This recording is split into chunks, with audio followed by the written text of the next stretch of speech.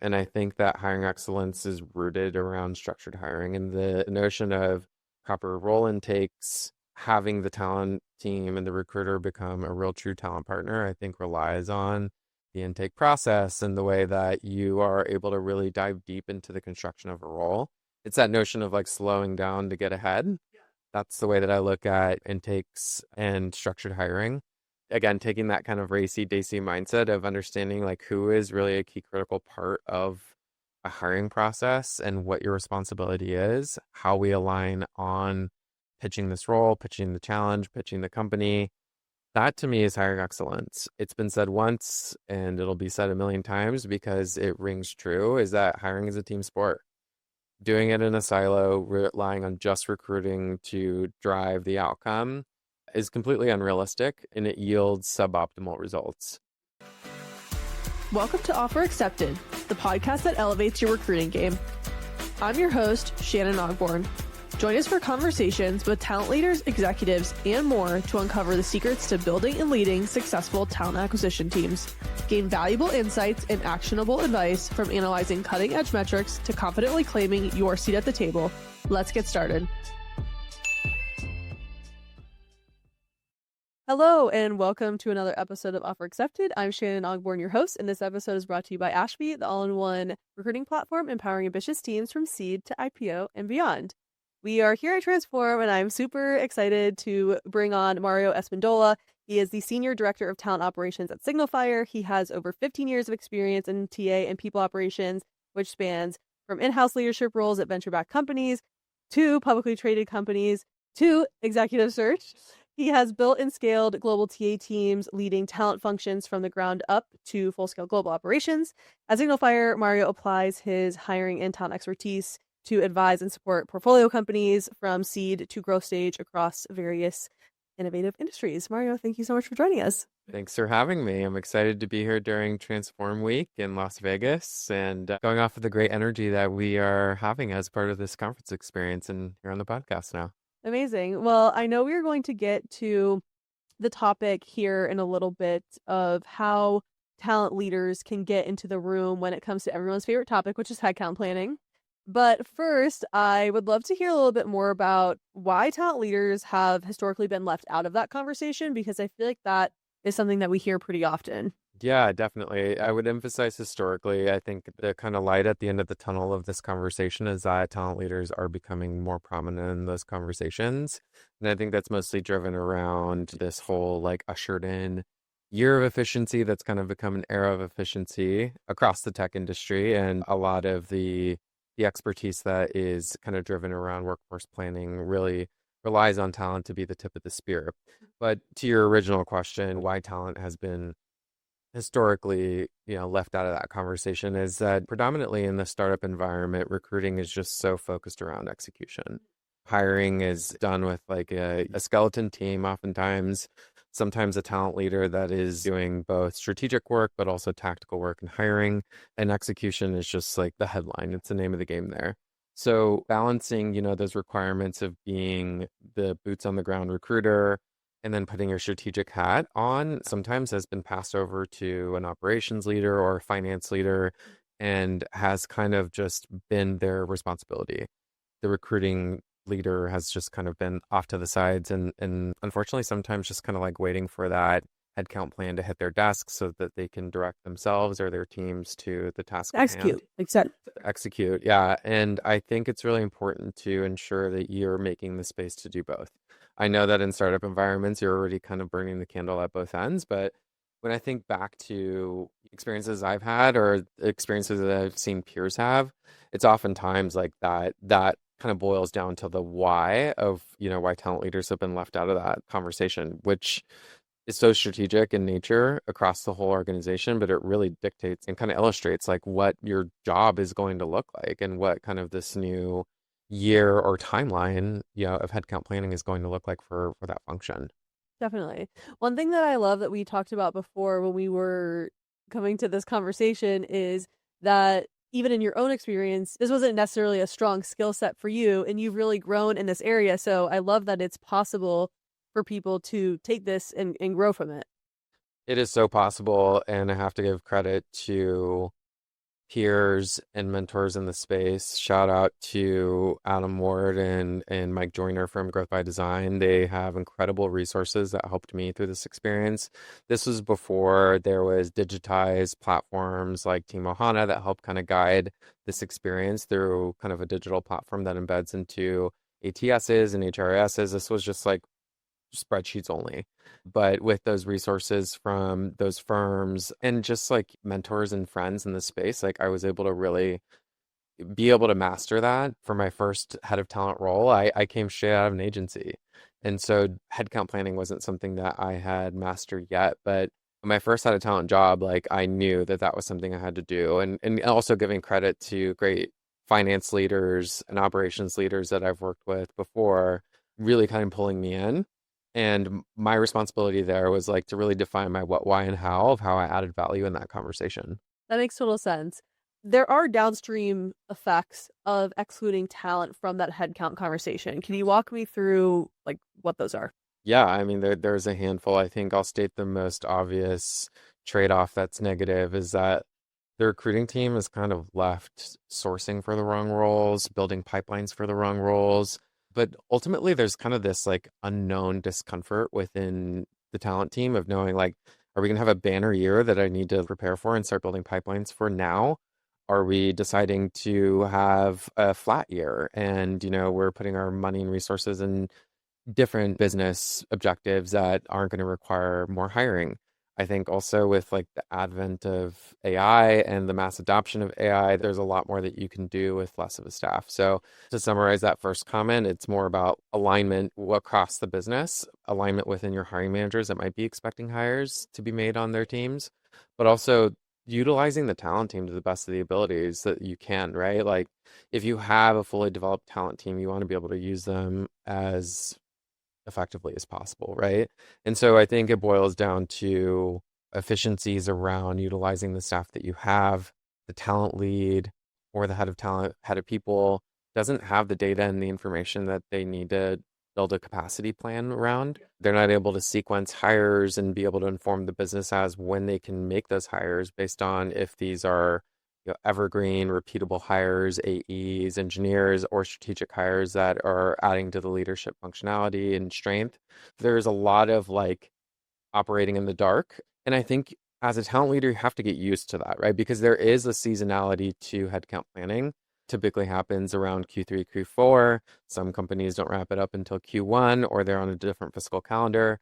And that's why it's so important for the talent leader to be a part of that conversation and to know when the sequencing of this really important strategy is going to be deployed and developed into the company, because there will be a period of time where like your team is kind of tapering down a little bit more on the motions depending on your current stage and your traction on the market. But yeah, there are certainly some trade-offs. I'll summarize and kind of close my comments in saying it's also just a tough credibility pill to swallow when you're not a part of that conversation. You kind of give the perception of your team that you don't have a seat at the table, and it's a hard rationalization to make as to why you're not a part of that conversation. Yeah, I thought a couple of things about that were interesting, especially with sourcing. It doesn't matter how fast you're sprinting. If you're off course, you aren't going to get to the goal. And it is totally true when you are looking to your leader to understand why the decisions were made and how they were made. And if they can't even tell you that because they're not in the room, I think that does hurt the credibility of leaders. And it's not necessarily their fault, right? But it is kind of their problem. Totally. It also stalls the notion of being a talent partner rather than a recruiter in the ways that if you don't know the what, why, and how of this headcount plan and why these roles are being sequenced in the way that they are, if you're front loading sales hiring at the beginning of the year or you're changing your profile in engineering, like how can you be an effective partner to your hiring manager to either align or push back on some of the responsibilities that they're putting in front of you as a recruiter, right? I'm saying this now, but I'm probably going to say it again in the rest of this conversation is like order taking is the Achilles heel to recruiting. Not that you're not wanting to service the business in the right way, but if you're just a yes person, you're putting yourself in a position that's going to be really hard to come out of. And not being in the conversation around workforce planning and headcount planning oftentimes puts you in that hole of not being able to be strategic. And oftentimes, I want to give companies the benefit of the doubt that it could be an oversight or it's a sequencing of when you bring in the talent leader. But ultimately, there has to be that quality assurance and check with the talent leader, whether it's like you're in a certain phase of the headcount planning process or you're through it all. They are the tip of the spear of making that plan come to life and to actualize the plan. So help me understand as to why they're not there, right? So you really have to have some bravery and stand up to ask the question as to why you're not in the conversation, but also know what your role is and what you're responsible for producing as part of that process. Totally. I also think one thing that some leaders may often forget is that heads of talent and even recruiters, they are the expert on the market. And so they would pretty easily be able to tell you, oh, you're trying to hire 5 machine learning AI engineers in a month. Okay, we're gonna like maybe have a little bit of a rough time with that plan, or we need to start if those need to be filled by, let's just say July, we need to start working on those in January because of the time that it takes to hire. So I think those are all definitely important. I mean, just in the mention of that, Shannon, like that bolds and underscores the very, very important notion of like leading with data. Right? The same way that the finance leader leads with, hey, these are the dollars that we're deploying to hiring. This is our budget for hiring in this X increment of time, whether it's a year, whether it's a quarter. Your responsibility as a talent leader is to master comp data, master leveling for the stage appropriateness of this company, master and know that you've got these reports that show this time to hire data, right? Like the worst thing that you could do as a talent leader is just to say no because it's a difficult task and you're trying to scramble to find a solution, but you say no in the meantime to buy yourself some time. If you don't have that report that shows you historically this data engineer, this ML engineer in this particular market is really challenging to hire for, you're already kind of putting yourself in the hole of like showing this insecurity that you just can't do the job. And so I know we'll talk about data in a second, but data is everything. If I can leave folks with anything, is to master your data sources and be a credible resource of that information so that when you are ready for this exercise, you know exactly what data points you're going to point to in order to align with this team to be able to build as much of an airtight plan as possible. Definitely. I want to hear more about sort of the how. How can talent leaders establish themselves as essential to the conversation? And maybe put another way, if you were a talent leader joining a company today or already at a company, what steps would you take to make sure you get into that conversation? Again, data. It's the arrows, right, that you have in, ready for the battlefield, right? Like you have to have the data that is going to support either a contrasting narrative or an aligned narrative to the way that the constructed headcount plan looks, right? There's a number of iterations in the headcount plan. I don't know any company or any leader that has created one and it was the magic headcount plan, right? And also, like, there's iterations to headcount plans, but ultimately, it has to rely on data. And as a talent leader, your conviction has to be driven by data. So, whether it's external market data that's compensation information that's going to help balance the budget or find some efficiencies within the budget and maybe do more, maybe do less with the headcount plan than what was originally intended, that is your responsibility as the talent leader and participation with finance. Well, to your point about levels too, Yeah.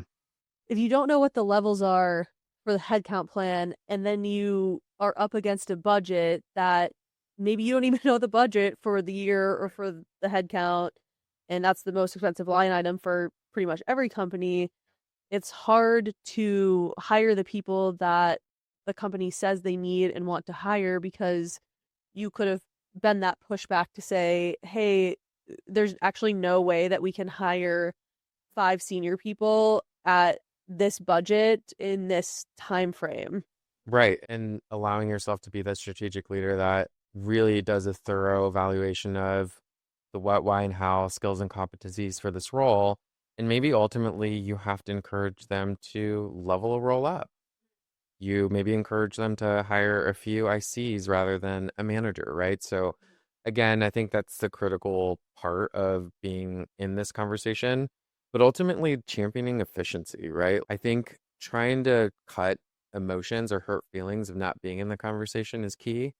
And the bravery of kind of standing up to saying, hey, I'm raising my hand as a needed active participant in this practice and in this work stream, because we ultimately need to operate as efficiently as possible. I am the lead here for our talent organization, and I'm responsible for charging forward to this hiring plan. You may have a really savvy finance leader and operations leader that are able to be resourceful and find that information. At the end of the day, they're not the person that's hitting the They're not the market to expert. fill those They're roles. not the expert in the market. Yeah, they're not the expert on the market, but they're also not hitting the pavement and finding those candidates and going through the challenges of what every recruiter knows a hard to fill role looks like in practice of actually And being it a actually recruiter. changes so quickly because let's just look at like 2020, for example. Recruiters were like at the peak, and it was actually very hard to hire a really incredible recruiter. And now the situation has completely changed You where, remember the stat where it was harder to hire a recruiter than it was harder to hire an engineer in 2020? which is absolutely wild. And now the situation has completely reversed. And so if that's not your full-time job to like really keep your eyes on the market, I would find it hard to be able to be as efficient as you could be if you knew the information like talent folks do. Definitely. I think it's really important to just be really clear around the directive and be really clear about everyone's role in this work stream of headcount planning. You really have to put your operational program manager hat on as a talent leader in this point in time. And also not always just a point in time. Like I think based on market conditions, your product's positioning on the market, a product pivot, like you may be doing headcount planning a few times over in a year. Fundraising, yep, potentially you require a company. I don't know. There's so many reasons as to why you would recalibrate your headcount plan. And I encourage it, right? Like your headcount plan, again, I don't know one company that's done one version of it and it rode true until that next fiscal calendar year, whatever period of time you operate on. So again, you are the expert on the market that's boots on the ground hiring. You are the person that is steeped in the data and the metrics that's running the function. And you have to just have the confidence and ability to know that you've got the keys to a lot of those resources, and just owning your data is just key critical. I believe it's the Achilles heel of the talent leader if you're not so steeped in your data that you can read it like the back of your hand. And one more thing that I'd like to add that I think the talent leads really need to pay a lot of attention to is like these conversations are not only talking about hiring data and compensation data, but it's about business metrics. It's about how many customer logos are we looking to acquire? Are we breaking into a new vertical? Are we launching a new product?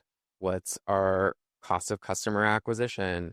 I'll be 100% real that like that in my first head of talent role, I was surprised by I thought like I was just like going to lead the talent function and like operate. I learned very shortly, thankfully, after starting as the first head of talent coming out of the agency world, that like I had to understand all the business metrics in order for me to then make the best and most informed decisions as the head of talent and people at that company. And if I didn't have that data, I would be operating in like a very siloed data set around just the motions of filling a rec. Well, there's impacts of ARR and what you hope to achieve with that, and how much can each rep bring in, or what book of business can like a customer success manager manage from an ARR perspective. Totally. Ratios. Yes, ratios. I mean, the things are endless, but if you were to pick like a couple of pieces of data, what data should talent leaders have readily available to ensure they're a credible source in this conversation? I'm going to start with recruiter capacity planning, but I'm going to note that it's something that follows and precedes the headcount planning process. But I think knowing how many recs historically your recruiters handle at one given time is really important. It's essentially the construction of like how you're going to execute on that plan. And while the headcount plan informs the capacity plan, you also need to know the skill sets that you have on the team in order to effectively execute against the hiring plan. So I think it's important to have the data of knowing like, hey, what skill sets do I have on my team, internally and externally? Where do those folks like really optimize their skills in? And how can we like build a scenario plan to utilize these people in headcount scenario 1, 2, and 3, right? I mentioned this before. I'm going to say it again. Comp data is really important. I know we're in a place where there's a lot of platforms and some that are performing better than others when it comes to comp data. But I think it's really important in terms of driving your value as a participant in headcount planning, especially in your partnership with a finance leader. They care a lot about a lot, but the dollars and cents like really ultimately run the business at the end of the day. And that information will help, again, develop the strategy around, okay, we're going to really double down our capital to hire a new CTO. Or maybe we need a lower level engineering leader at this point in time, and we can wait until our next fundraise to hire the CTO that's going to take us public or whatever outcome we've got in mind. So I'd say those are the like key critical data sources that you have to keep in mind. In summary, it's your team's performance historically. Where does that data live? Do you have a dashboard that's readily available for that info? And what external resources do you need in order to drive key decisions? And in this case, it's like, what's your reliable comp data set that you rely on to be able to help kind of build those scenarios? Right. I mean, I think a lot of headcount plans become like pie in the sky optimistic. Like in a perfect world, we would hire this and that at this level and that level, but we're not in a perfect world. So it's definitely something to keep in mind. In terms of structuring the conversation, if you were to be walking into leadership's meeting and trying to position and structure that conversation in a way that would ultimately hopefully get you into the room for headcount planning, how do you do that? Is it like, are you seeking to understand? Are you kind of standing firm on a If I were to walk into a startup as a head of talent again, as I have a few times over, I would be bold and confident enough to come into the conversation relying on experience that I've had to our audience of people that are maybe first time heads of talent or people that are aspiring to be a head of talent. Again, using business outcomes as the key driver here is like something that everyone should be grounded on. yeah, tying it all together, you just have to make it easy for them to say, yes, you should be in this meeting. And we understand that and we know how you're going to contribute because you've already created a document, a plan. Totally. Yeah. I mean, you've been proactive enough to say, here's my point of view. Here's how I can be a partner to you. Here's how you can be a partner to me. Here's the key data that we can use to inform these decisions, tying it up in the beautiful aligned bow of saying we're doing what's best for the business. Hard to argue with It that? exactly. You literally took the words out of my mouth. If somebody is going to argue about doing what's best for the business, you've got bigger problems in your hands. Totally. You might have joined the wrong company Yeah, at that point. for sure. Well, any last thoughts on headcount planning? I'm inspired by the conversations that are happening around headcount planning, this one in particular, but others I've seen in the industry, I think, are putting a lot of light on teamwork. And again, there's just a different construction of teams these days based on a lot of different factors like AI, distributed workforce. In some cases, some people are coming back into office.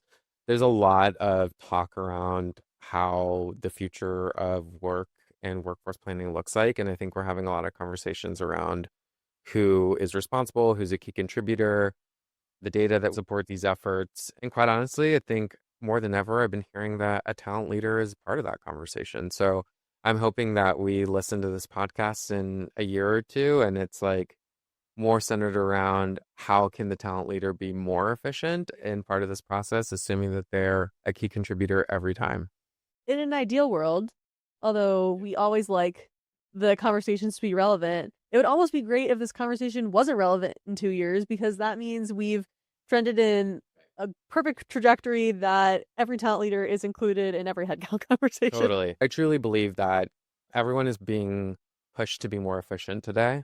And I don't find that to be a bad thing. I think the downside of it is obviously decreased workforce and, you hate to see rifts and downsizing, but the ultimate goal that I see in those key drivers of reducing workforce is because there has to be more efficiency on staff because of the mass adoption of AI. So yeah, there could be a future that I feel optimistic for, and that like the construction and the definition of what headcount planning looks like always includes talent, always includes people.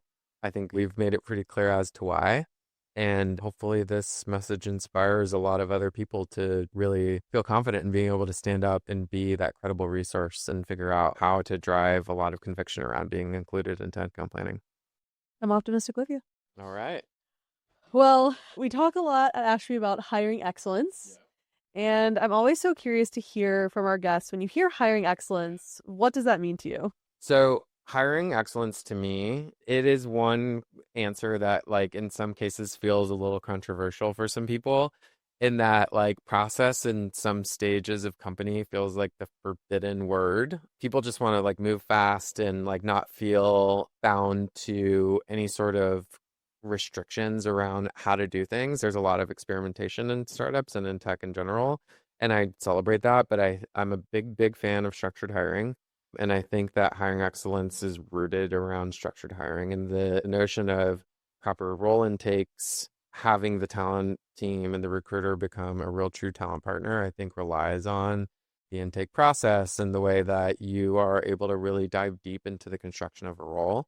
It's that notion of like slowing down to get ahead. That's the way that I look at intakes and structured hiring.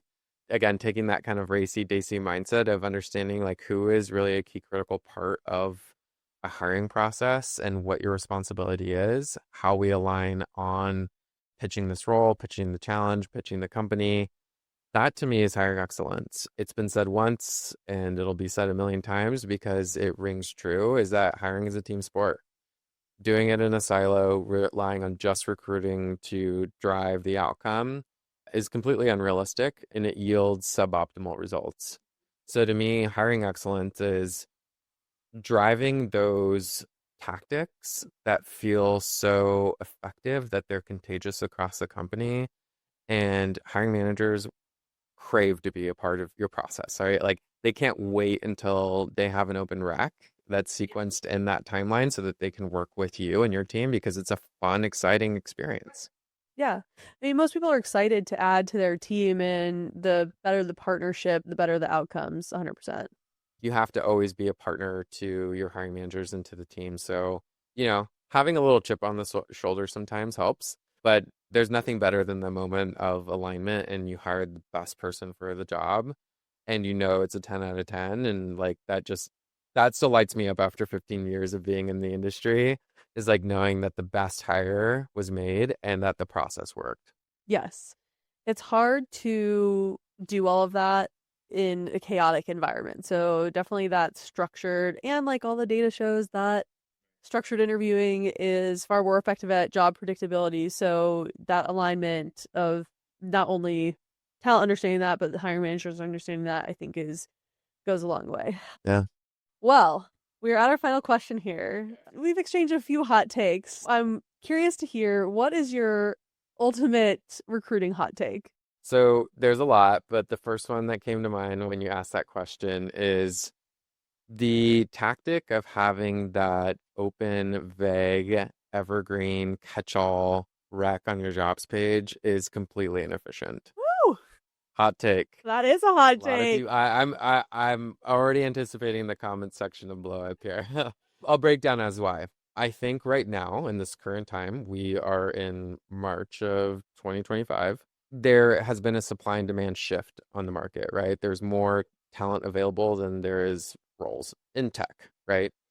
And when somebody's on the market and they see an open job, they expect some sort of reciprocity, right? Some sort of response to an application.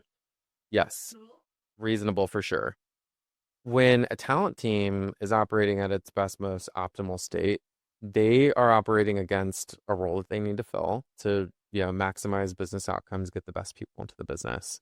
They're not spending time usually looking at an evergreen open rec that gets hundreds of applicants a day. Your chances of finding like the needle in the haystack there are pretty slim. I think that I boil it down to two things, and making this my hot take is one, it would be a bit of a waste of time for a recruiter to spend time just combing through that mass volume of applicants. There are some great tools that have helped you pattern match based on AI to like rank and score the applicants that come through. Ashby has a great one, but a lot of TA functions don't have that sophistication, and it still requires the manual scanning of a recruiter to look at that profile. But ultimately, the talent is awaiting a response. I hear from so many candidates that they've been ghosted, that they've applied to hundreds of jobs and never heard anything back. And that's for recs that actually are defined. Think of the response rate for recs that are just like, join us. If you're interested in X company, you should throw your hat in the ring. Like, I think that might have been effective in like the years past, but it still required a lot of time for recruiters just comb through a lot of unqualified folks. If your company doesn't opportunistically hire and you're not going to even look at them, I think that's the problem, right? One, when people come across this and they're like, this is the company that I want to work for, I just know it. This is my passion. And they write these like really long cover letters that don't get read. And so like I think that's a problem because they put effort in and they deserve a response. But moreover, people just aren't reviewing them. They're not utilizing them. If you're not going to do anything with them, don't ask for the information, right? Like if you're doing strategic talent community, that's way different because you're nurturing them, you're getting them into a flow that keeps them engaged and lets them know what the open roles are. But so many people are building these databases to do nothing with them. It doesn't really make any sense. Awesome point. And thank you for pointing that out because I do want to draw like some clear distinction between network development, which is what VCs do, and what we do at our firm is very focused around like network development, and like the flow of people coming in is different than a tech company that has like a certain roster of jobs that they need to hire for at any given time. And that's what's like outlined in their careers page. And oftentimes those talent teams are operating in a lean capacity that sometimes they can't even keep up with the real defined open recs. So like building this kind of like black box of applicants and not doing anything with them and not having a TRM function or an application scoring function within your ATS, like you're basically just like throwing a Hail Mary At into some the point, box and hoping that like somebody will read it. And yeah. Well, ultimately, what like my reason of making this a hot take is like it could affect your talent brand pretty significantly. Yeah. People are pretty vocal about how difficult it is to find a job in tech right now. TikTok, Instagram, people make posting videos, emails leave full reviews. on. Yeah, putting it on blast, right? Like, you get a canned response to something and you're I see at pissed off least one about a it. day, probably. Right. So ultimately, I think you want to keep the recruiting team as efficient as possible and running towards the right roles that they should be hiring for in time to make the business as successful as possible. But you also want to keep your talent brand as strong as possible. In any market, it's important for you to keep your talent brand as relevant as your customer brand. Yeah, I think that those well-intentioned, open, evergreen, non-defined roles posted on a job site just like don't yield any results. So then why even do it? It's a That like catch-all that doesn't yield results, like you said. agreed. So did we just agree on a hot take? I'm not gonna lie, I actually agree with a lot of the hot takes on here because they're hot takes in a certain sense, but when you break them down, it actually makes a lot of it's very logical why I think it's just because someone or a lot of companies do something doesn't mean it's the right thing to do. There we go. Well, I think we are coming up on our time here. Where should people go to learn more about you and your work? Oh gosh, yeah, LinkedIn. I try and post as much as possible, but I'm always open to connecting with people. At the risk of sounding corny, I definitely love that part of my job a lot, is meeting a lot of people and always expanding my network. So LinkedIn predominantly. And yeah, hopefully this podcast and other resources that I've participated in. Amazing. And where can people learn more about SignalFire? Yep, we're all on every social channel. We have a great website that does exactly what we do, tells you a lot about our team and our investments. So yeah, LinkedIn, every social channel, and our website. Amazing. Well, can't thank you enough for chatting with me about this. I think it's going to be really helpful, especially for people newer to being a talent leader in a company that may just not be as far progressed with getting talent folks into the headcount planning. So thank you for joining us. Awesome. Thanks for having me. This episode was brought to you by Ashby. What an ATS should be. A scalable, all-in-one tool that combines powerful analytics with your ATS, scheduling, sourcing, and CRM. To never miss an episode, subscribe to our newsletter at www.ashbyhq.com/podcast. Thank you for listening, and we'll see you next time.